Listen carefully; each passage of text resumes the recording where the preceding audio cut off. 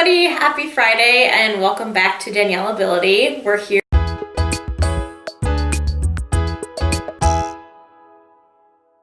for part 2 of a series with my parents, Glenn and Linda, answering some of your questions. So we're gonna go ahead and get started.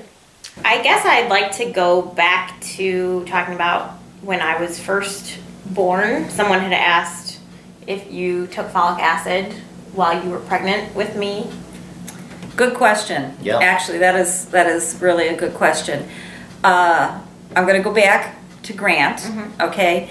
When I was pregnant with him, my whole pregnancy was wonderful and great, and we did not know until the day that he was born that he had spina bifida. At that point, we were counseled, and said that it can be a folic acid deficiency. And so it was suggested that with any subsequent pregnancies that I might have, that I increase my intake of folic acid. And so I did. We did have Nathan, and we did have Eva, and I continued it from the time Grant was born until after you were born. And we're glad we did, because we know we did everything we could. Right. According to medical knowledge that is Right. out there. And even though we knew you were taking the right amount of folic acid. But you were still born with spina bifida. Is that how it is for everybody? I don't know. What are some of the fears that you guys had with raising kids with disabilities, and how did you work through those or overcome them? I think probably our biggest fear was that there's the potential for the family to fall apart. We heard those things. Well, it is. And I think it's true. And we didn't want that to happen. I think the reason that can happen is that maybe a parent does put too much focus on a child that's disabled. So we tried to keep a balance of between all the children in the household. Balance is such an important thing in life, and we were taught that from the beginning of our marriage by our premarital counseling that we had, that there's so much in life that is a balance. And I think that we really tried to raise our 4 children with a balance. That nobody was loved more than somebody else. Nobody was singled out. Another thing that I think is important for people that have families that have disabled children is that the parents often get stressed with the things that are going on. And I think it's important for the parents to have an emotional ability to recharge. We had friends and family that we could leave you and our other children, and we would go away for a weekend. Not that we did it very often. Right. Might be just Once a year. once a year or a couple times a year, but I think it's important for married couples to do that too, to make sure that they stay in love. You know, that's what made it all happen, and so it was very important for us too that we wanted to spend time at that. And we would have dates. So. I mean, that wasn't the It only wasn't- thing yeah, we it wasn't did. just We would go out on a date, and just the 2 of us, just to reflect and Yeah. I mean, sometimes the conversation might be about our family, about our children or whatever, what's going on, but at least we could talk privately and enjoy being together, and it wasn't just about that only. There were other things, so Right. I think it's very important. So another question that I got asked is, what advice would you guys give to other parents who have kids with spina bifida? Well, I think my biggest advice is to treat your child as you would treat any other child. Just treat them normally. that's what Dr. Ricate told us when you were born, and I just strongly feel that way. Yeah. Are you in agreement with that, Glenn? Yeah, like we had, of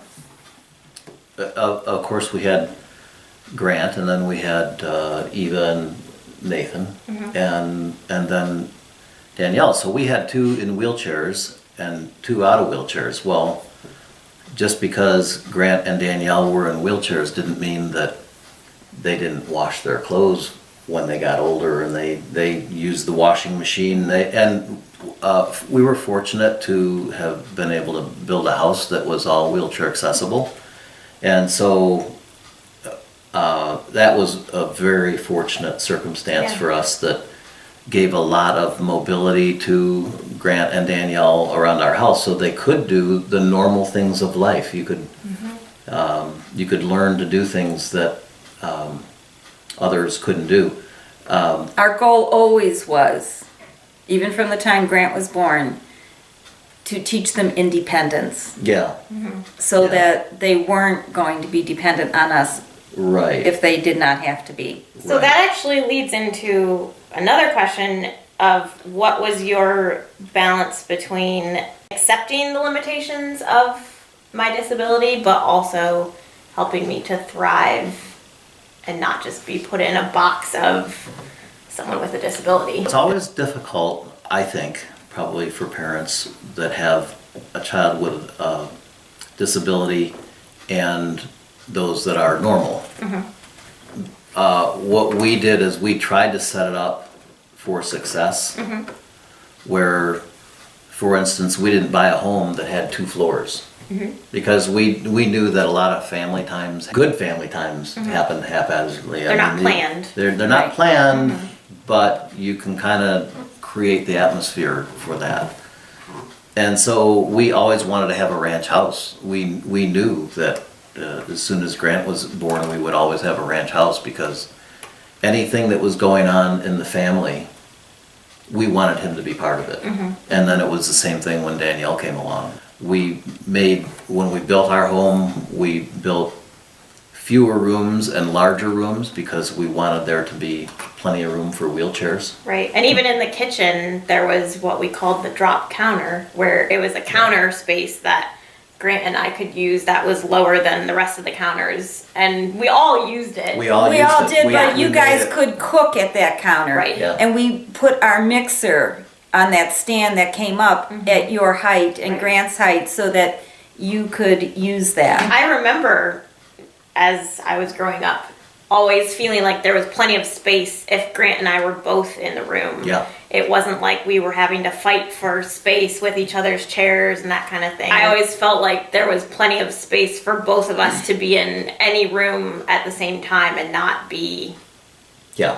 shoved in a corner or And something. it didn't happen by mistake. Yeah. Mom and I Right. actually planned for that. What we did is when we designed our houses, we put circles, 3-foot circles, and we said, okay, if they go in this restroom, can they turn around in there? Because it takes about 3 feet to turn around Diameter, with a yeah. 3-foot diameter to turn around with a wheelchair. So we were fortunate to have that. When you happen to be in circumstances that don't have that, then you do what you can do. Right. The home we lived in previous to that was not sufficient for 2 wheelchairs. So until you were 5 years old and we built this house, you did not use a wheelchair in the house. Right. Yeah. You crawled everywhere. Or you used know, my ride. Or you used your ride. Yeah, we had a little, I don't know if Danielle's shown it on, okay, you've Yeah. shown it on Danielle. On Instagram, yeah. I Okay, had, yeah. it was basically like a wooden box with Yeah, wheels. a friend of mine made Yeah. it for us. He just Yeah. thought it would be handy for you. And there again, goes to show you the support. I wouldn't have thought about that. Right. Right. But we had a friend that made this. It had 2 wheels on it and a She propelled it with her caster on hands. there. Yeah, and Yeah. she loved it. But when Grant was in the house and he was in his wheelchair, he could wheel down the hallway, but he couldn't turn around and he couldn't go into any of the rooms with his wheelchair, and so he would have to back out down the hallway then, you know. So we made do with that until we were in a position where we Yeah. could do something different. The other thing too is we had a dog, and it wasn't you and Grant that took him outside, Yeah. but you had responsibility of feeding him every day. Right. So we gave you Those the are good responsibility of something you could do. Right. Right. Chore day For was sure. on Saturday.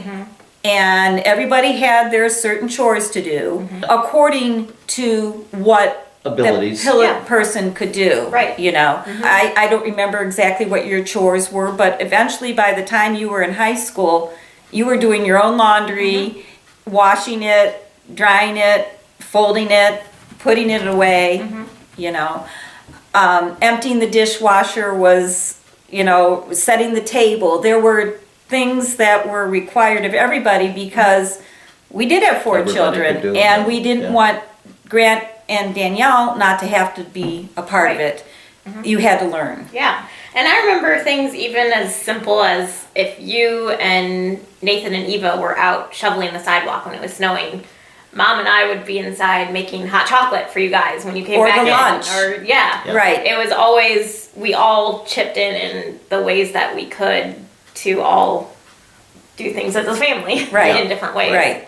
Are there other things that you consciously did or maybe unconsciously that helped to foster an environment where I was not afraid to try things or figure things out on my own and that kind of thing?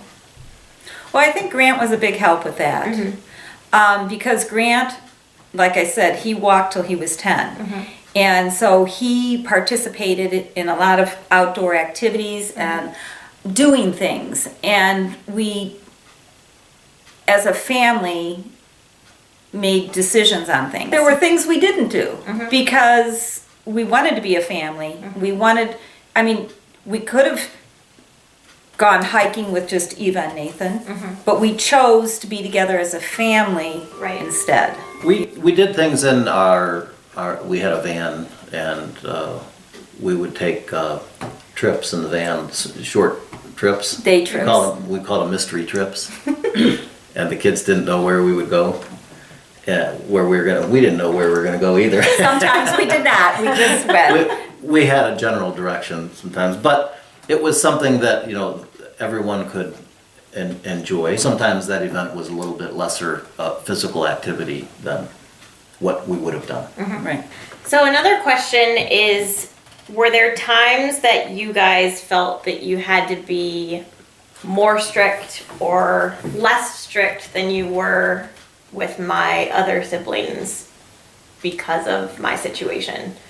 I don't think there was all that much of that going on because of the disabilities. We just tried to be sensitive to each child. All we have for you guys. Thank you so much for watching this series and for all of your questions. We've really enjoyed being able to hopefully provide some insight, and I guess I'm speaking for you guys. We really appreciated We all do. your questions, and I hope that in some way we've been able to assist some. We also want to thank Danielle for inviting us to be a part of things, and your questions have been amazing. If you still have some, send them her way, and Sure.